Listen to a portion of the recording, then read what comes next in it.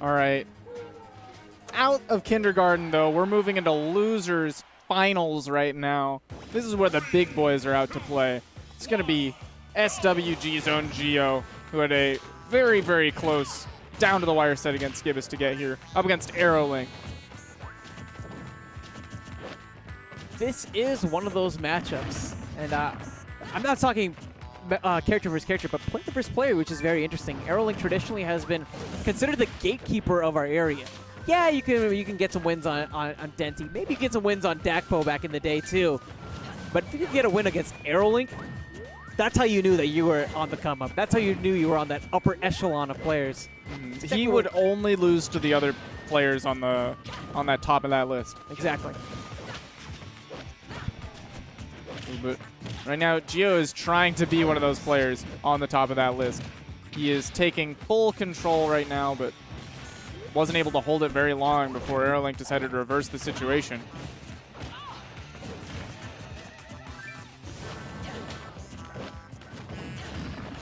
So obviously, with those projectiles, it makes you think twice about witch time. Right. The closer you are to Bayonetta, the more you run the risk of potentially having your projectile witch timed and in turn witch timing yourself. But Geo's been doing a pretty good job of spacing at longest ranges that he can. And Villager does have a fairly powerful throw, but the issue is how long it takes for that throw to actually reach you.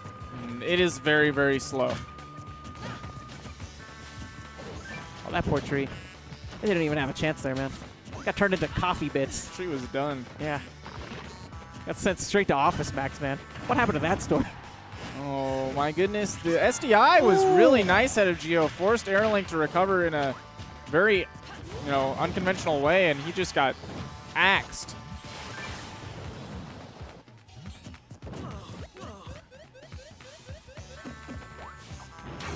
I love that recovery so much. It's like, where am I going? Am I going to the left? The world may never know. Ooh. Yeah, that's two things you can never get a read on. Where Villager's going to go when he's recovering, and also how many licks it takes to get to the center of a Tootsie Roll Pop. Right now, Geo's had a solid read on AeroLink trying to get that ledge trump, and he has buffered the roll both times. We'll see if AeroLink's able to adapt and catch that roll. Yeah, the fake trump setups. Those are beautiful, and especially when combined with how strong that up smash is. Ooh, beautiful. Or the coverage on the F smash, too. Options. You got it. Yeah, at this percent, I think F smash across the stage might do it. Wait, no. Of course, the tree in play makes AeroLink think twice here about approaching. He does have a lot of time to work with, but not the advantage. Wait a minute. He just took that so fast. Wow. Yeah, the Lloyd Rocket getting witch timed. And I think this was the matchup that we saw in winners as well. This is who knocked Geo into losers. He lost his final stock because he got that Lloyd Rocket witch time. That's tough, especially when you're playing Villager. You want to throw out those projectiles. You're just so comfortable generally. But like almost every other character in this game, the Bayo matchup is something that makes you think twice and really rewrite how you actually approach this game. Yeah, you have to use the Lloyd Rocket much differently than you normally would in this matchup. In other matchups, you might throw it out and then use it as a wall in front of you that you walk past like that, like he was trying to set up, which normally forces the opponent to either jump or shield, and then you can pick your option to combat that. But against Bayonetta, that's just a walking witch timeable object that can put you in such a bad spot. The jabs. Racking on a great deal of damage and starting to actually get AeroLink back into this game. You saw him going for the trump again. Might be waiting for a little bit more percent before he goes for that fake trump setup. Okay, straight for the forward throw. Doesn't want to stale out the back throw yet. Geo hoping to actually cash this game out. He has to be careful, especially with these Lloyd Rockets. We saw them get witch timed once before in this set. Oh, he just walked up and did it. The Paul Bunyan, man. Sometimes you just got to do it. Sometimes. You leave Babe at home, that's good times. For real, the Paul Bunyan. Yeah, man. Because nobody believed that it would happen. We all thought it was a myth. Now I'm just thinking about like that scene in Step Brothers, where Will Smith is in like that girl. Or no, sorry, Will Ferrell. He's like dressed as a lumberjack. I was gonna say Will Smith was not involved when Shokio was. Oh jeez. It's game 2 of Losers Finals. Gio taking one on the board with the surprise axe. Oh my goodness, but no real surprises Damn. here. Again, Gio is able to avoid the insanity witch twist combos that AeroLink's been pulling off. Oh my goodness. I've always loved how AeroLink played this character in neutral, but it's wonderful to see the leaps and strides he's been making on the punish game. Oh yeah, we used to know that, you know, AeroLink was the neutral Bayonetta and then Iggy was strong on punish, but now both players have really polished the sides that were less powerful. And AeroLink is a force, I tell you.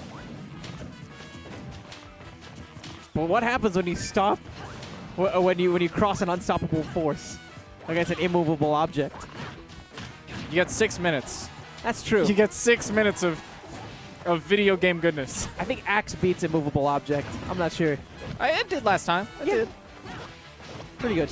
The boxing match continues, but this is all that AeroLink was waiting for. The second you get a little overeager, the second you think that he's maybe going to come out here trying to contest me aggressively, that's when AeroLink turns the tides on you, drops one of those witch times, and puts the advantage firmly in his hands. And the witch times have just been so potent out of AeroLink. He's gotten so many of them because Gio's not really looking out. There's been multiple situations where he'll just go for that signature, I'm going to throw this Lloyd in front of me and use it as a body shield kind of situation. Not good against Bayonetta.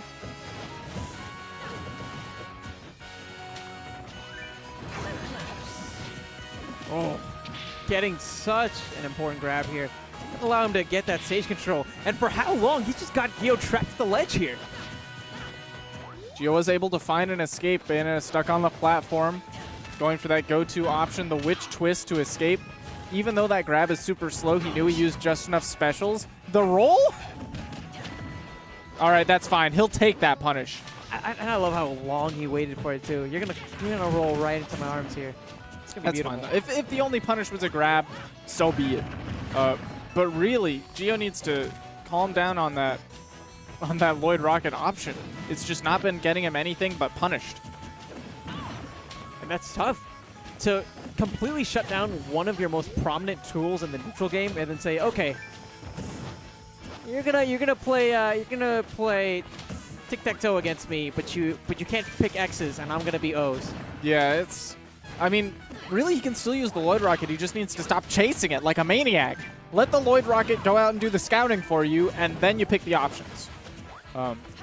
Not quite as potent as it would be against other characters where you can chase the Lloyd Rocket, but at least it won't get you killed. I just want to say, that has to be a demon tree, right? Because he punched that tree when it was a little sapling and it grew up instantly. That's got to be a demon tree, man. I would not trust the paper or the squirrels that come from that thing, man. It grew out of hate.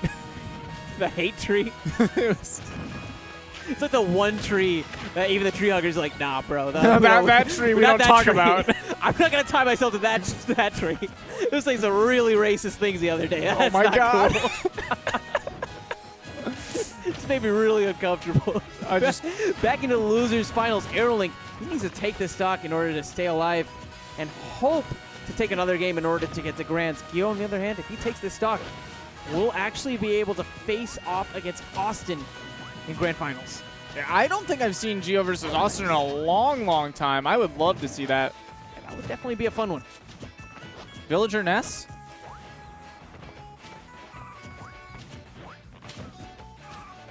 And just look at the dance between the two. AeroLink, he's taking center, but I can't help but feel like it's with bated breath. Man, I got flashbacks right there to custom days. He was sitting right behind that twig, and I was like, you know, if AeroLink walks over that, he's not going to trip, right? Jeez, trip seed, please. Please don't. Okay, getting the pluck. Looking for that final finisher here. Possibly a back throw. Oh! He was definitely looking for it there, but unable to connect. The bat within, really bailing AeroLink out of a bad situation there. Oh, a bit overeager on the up smash, perhaps. After so much waiting, now the interactions are just flying, and AeroLink ended up coming out on top. Gio did such a good job on the ground of spacing around that back air. But when you're at the ledge like that, you have such limited options, it's so hard to avoid. Yeah, his escape option was, I'm going to jump out of this situation, and jumped right into that foot. You really only have a couple limited things that you can do, and at the spacing that AeroLink was at, if you chose to roll, AeroLink could react with a grab, right? Put him right back off stage. If you did the neutral get up, he's still in a bad spot. He has no stage versus everything that AeroLink is controlling. But, ooh. Are we going to see the Mega Man counter pick? No, he's just going to the Mega Man stage and staying Villager, mixing everybody up. He does have a Mega Man, but not opting to pull it out. Still thinks Villager is the option in this matchup. And I don't blame him. Not being able to pellet his Mega Man would suck against Bayonetta. But and no pellets allowed. Hold that.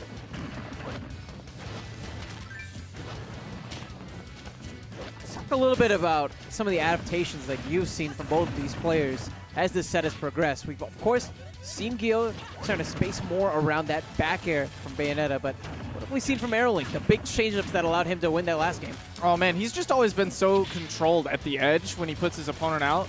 Gio's done a really good job of avoiding the situations that put him in the edge, right? But AeroLink, once he does get you at the edge, you're not having a good time. And when you're even on the stage itself, you're not having a good time. Oh my god. And again, as you mentioned, neighbor. Fists of Fate! Obelisk the Tormentor! I sacrificed 2 monsters on my side of the field. That's definitely 4,000 points of damage right there to the dome. Is that how much a villager stock is worth? 4,000 life points? You know, he's got that survivability. That's true, man. If you think about it, when you got 8,000 life points a game in Yu-Gi-Oh!, and you took one of his stocks, I'd call that 4,000 life points. Yeah. Pretty tough. And now, tables certainly turn for Gio here. Oh, the balloons! He's only got 2 left here. Opting for the high recovery. AeroLink there to cover that as well. Just going to ride the rocket. AeroLink there with the coverage. And every time he's trying to hop off, AeroLink has just had magnificent wish twists. Again, well, the offstage game heavily in AeroLink's favor. And he just won't let Gio back on. It's been so commanding. There's a reason why this man is known as the gatekeeper in these parts. Gio had the front row seat. No, game 1, Gio was able to take, right? Game 2 was a nail biter. And game 3, AeroLink was like, I am not trying to lose this tournament. I want to go home with all of the big bucks. Damn, that down smash hurt my soul, man. I'll be honest.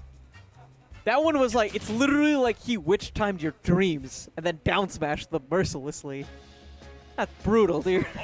He said, you are going to let your dreams just be dreams. There's nothing else that's spreading out of that.